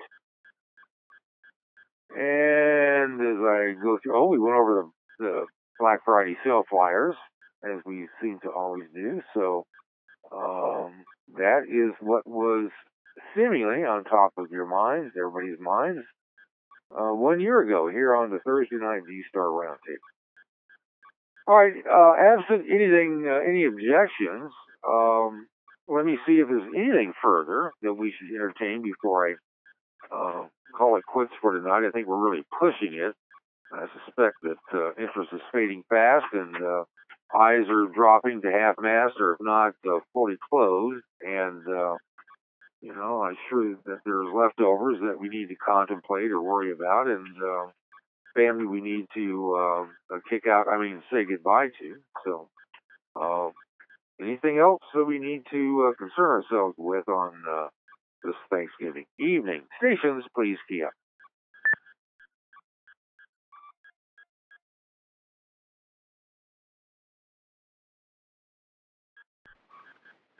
Well, as I suspected. Well, this was not too bad. We got almost 2 hours out of everybody and out of me, which I would have to go back and see what the typical Thanksgiving record was, or time. But I suspect it's just about this. So let me do a quick close. I have to thank those that the stations have participated because without your participation, there would be no roundtable. The shout box, probably you've noticed that the earlier posts have already scrolled off the screen if you want to take a look at them. They will be posted in their complete or entirety, in the roundtable, in the shout box history file, which is under general discussions on the first page towards the middle of the roundtable forum board at roundtable.tech, so you can take a look at that. Don't forget about the nets, and I don't think we have the nets posted on the forum board. We should do that. I know that we've got them posted on other pages and places that we often reference here on the forum board. On the Constellation of X reflectors, but still, we probably should put them. That's a glaring failure on our part, and I apologize, but we'll get that up so that we don't have to run through all of them. But for those that are thinking about or looking for nets over this weekend because they're not going to venture out because they, don't want other people taking their lives, that is your life in their hands. On Saturday, we have the D-Star Users Group that starts at 1800 hours Mountain Time or 0100 UTC, which would be on Sunday, of course. And I think that's just about it. So, look, it's been a busy day. Lots of football, lots of family, lots of food, lots of fun. And there are people that will be standing by, listening to and defending the Constellation of X reflectors, hoping to talk to others that feel similarly as to others that just don't want to, go out in the streets and do so purposefully, shopping and traversing around. But, if there's some encouragement you can give us to actually get in our car and drive around, key up on the Constellation and let us know. Without further ado, you guys have a great rest of the holiday weekend, if Thanksgiving is your holiday, and if not, whatever holiday you have. And if you don't, make one up and just have a great time through the rest of the week. And we'll be talking to you on D-Star, on the Constellation, or whatever mode you choose to launch. Well, there's only one other right now, DMR. So that's it. N6HDH. Good night, everybody.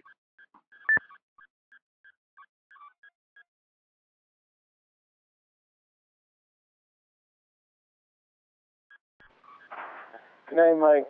Thanks for doing the net, and happy Thanksgiving to the Constellation W6CJS. On the XJ. K7EXJ.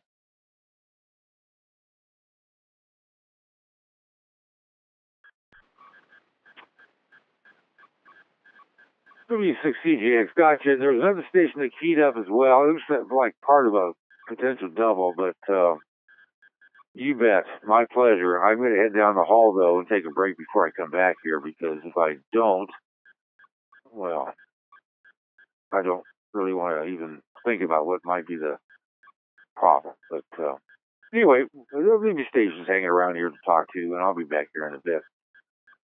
N6HKH, running for the door.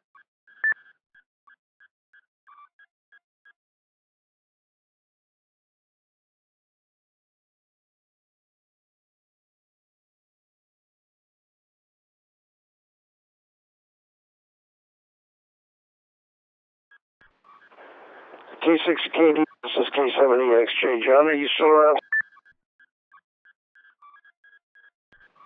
Yes, I am. I was just thinking about you and your net. Yeah, go ahead. Well, the net's still a go, but we have not yet, well, at least I have not yet, puzzled out getting into the XLX constellation with my DMR rig and my Pi-Star, but I'm working on it. I wanted to thank you for posting that file on the Pi-Star user group yesterday. I haven't read it all, but I started it here this afternoon before Thanksgiving yet. But I appreciate it. I don't know what's going on. Yesterday, I was trying to get on with the DMR, and I when I decided to quit and go do something else, it took me an hour to get it back onto D-Star.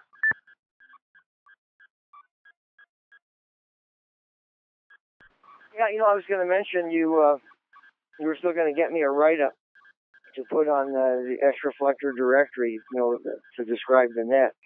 So, I did see some of the posts in the Pi-Star group, and I believe that, I suspect that the issues you're having to deal with radio programming, you got to get the talk groups, contacts, channels, and then organize them into the zones. And I suspect that that's maybe what issue.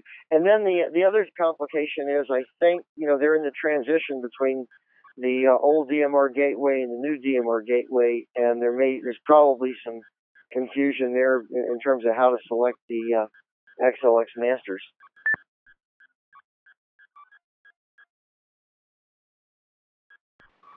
Yeah, there certainly was a lot of confusion because I thought I had it configured right, but it wasn't working right. And again, I'm not a big DMR. In fact, I'm not at all a DMR guy.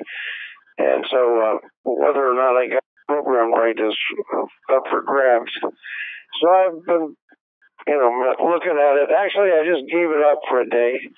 It was enough brain burn for me. And I'll get that blurb off to you, and we'll see if we can get it going. But if I can't get onto the constellation via DMR, and then and I've got another friend that's trying, we'll just see if somebody else shows up when we start the net.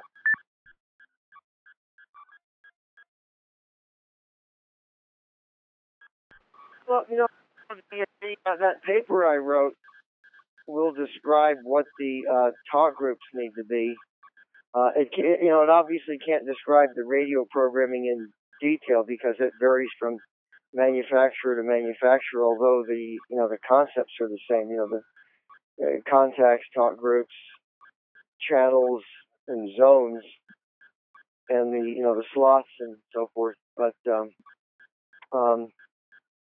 I think again, I don't. As far as the Pi-Star, I'm just I know that people have been responding, are very knowledgeable and very helpful. I'm just not sure. I think right now you can use it with. Well, he's in the process of transitioning, and so the question is, the old version of DMR Gateway has XLX Network 1 and XLX Network 2. The new version just has a single XLX network, but up to 999 can be selected for that particular entry. So that's what it's a little bit of a confusing time right now, I think. Yeah, that is confusing. Okay. That's got to be in the expert mode where I can select that, and I didn't even realize that. So I'll have to look through it I'm going to do it tomorrow when I've got a little bit of...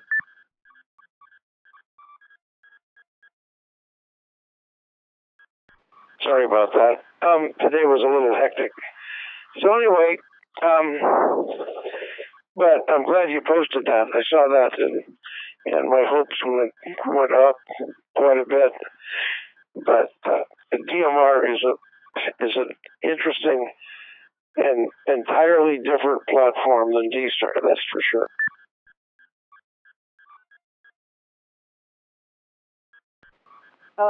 Yeah, it's different. But I think you'll find, I think that paper that I wrote will help put some concepts in place. And if anybody's listening, it's not just in the Pi-Star, I put it in the shout box. It's also in the, where did I put it? It's also in current, I think it's current discussions. Let's see. Yeah, I just wanted to mention if anybody, it's in current discussions. And the thread is titled Paper Describing XLX, XRF, and Use of DMR Gateway. I think that will describe the old DMR Gateway versus the new DMR Gateway. And I think once you see, the concepts, I think that some of the details might make more sense.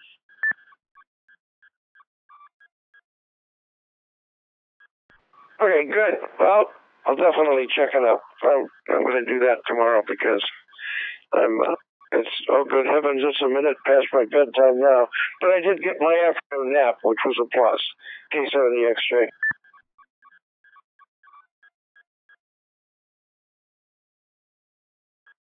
Okay, good. I'm sure you'll get it, and once I suspect you're just very close to getting it working. And it sounded like you got the Pi-Star stuff configured, at least from the threads over there. So I think it's just a matter of getting a couple things on the radio taken care of, and you'll be there. Anyway, I'll listen out. Back to you, K70XJ, K6KD.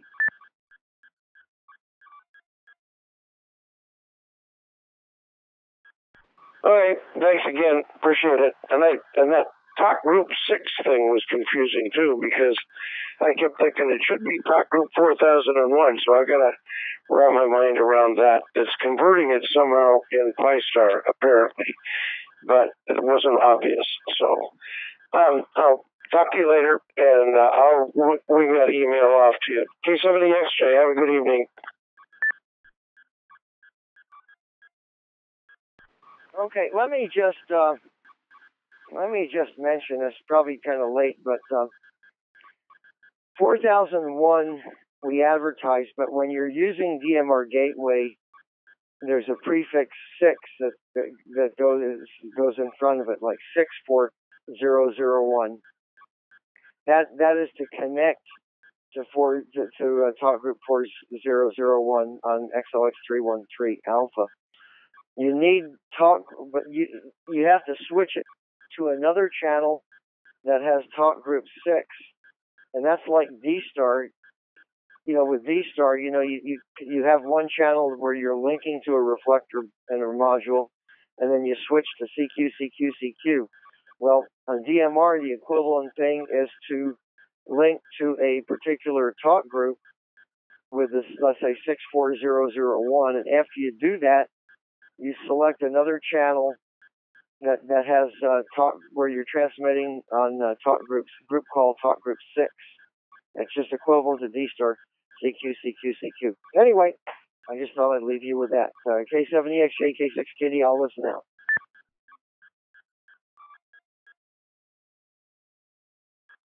Okay, good. That's a good thing to know. Thanks again. 73, K70XJ.